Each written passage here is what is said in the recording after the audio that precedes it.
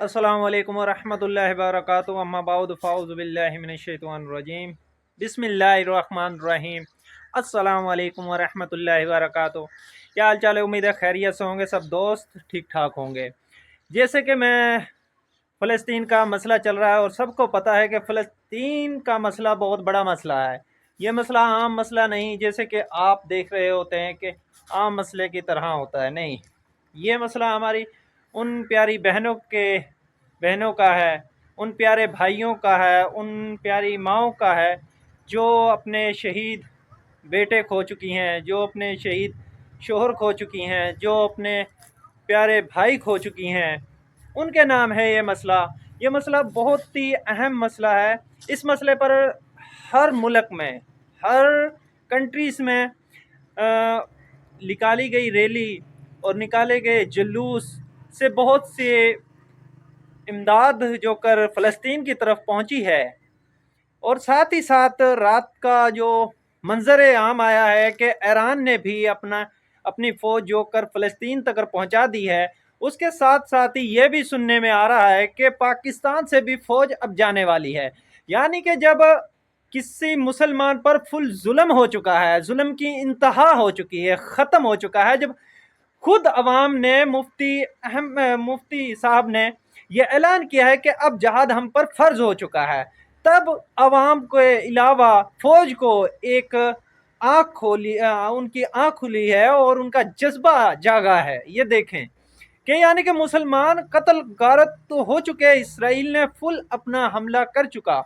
यानी कि किसी हुक्मरान ने यहाँ तक करके हुक्मरान भी इनके खिलाफ आवाज़ नहीं उठा सके।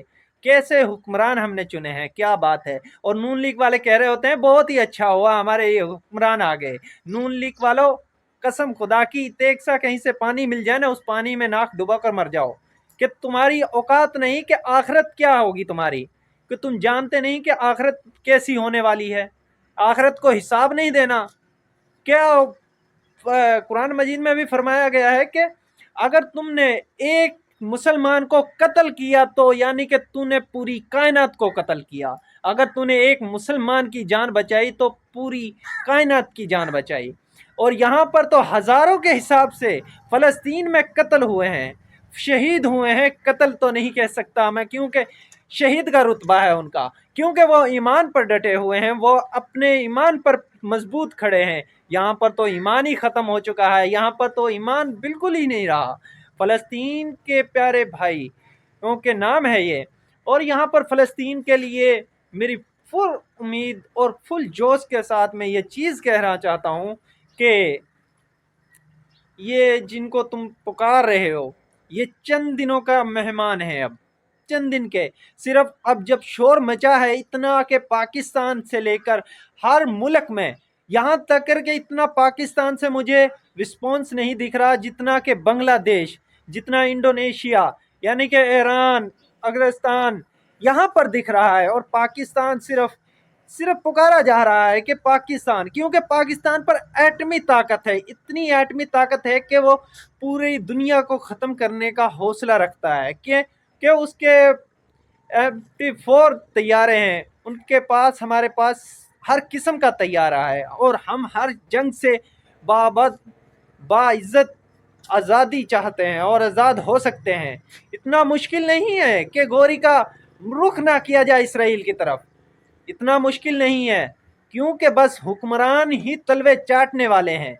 यहाँ पर आवाम तलवे चाटने वाली नहीं, क्योंकि आवाम सिर्फ इकट्ठा देखना चाहता था और इकट्ठा हुई है तो तभी ये एक्शन हुए हैं।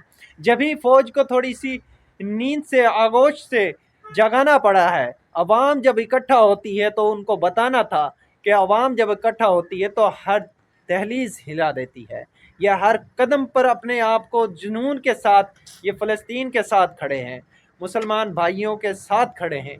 मैं खुद बजरिया हर वीडियो के साथ मैं यही बात करता हूँ कि हर जगह पर ये चीज़ आम कर दी जाए कि फ्री फ्री फ़लस्तीन, फ़लस्तीन का हर जगह पर नाम लिया जाए। फ़लस्तीन, फ्री फ्री फ़लस्तीन अपनी आईडी के नीचे मेंशन किया जाए, चाहे वो कोई सी भी सोशल मीडिया हो, कहीं पर भी आपकी डीपी हो, हर डीपी पर अपना फ़लस्तीन का झंडा लगाया जाए। हर जगह पर कमेंट में भी یہاں پر سنا گیا ہے کہ ٹک ٹاک پر یہ چیز کر دی گئی ہے کہ اگر آپ فری فلسطین کمنٹ کرتے ہو تو اس کو ریموو کر دیا جائے گا۔ کیسے کر دیا جائے گا؟ ایسے ہی کر دیا جائے گا۔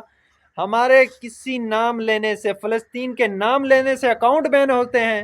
نہیں، کوئی نہیں کر سکتا، کیونکہ ہمارے فلسطین کے اکاؤنٹ اس طرح بین نہیں ہوتے۔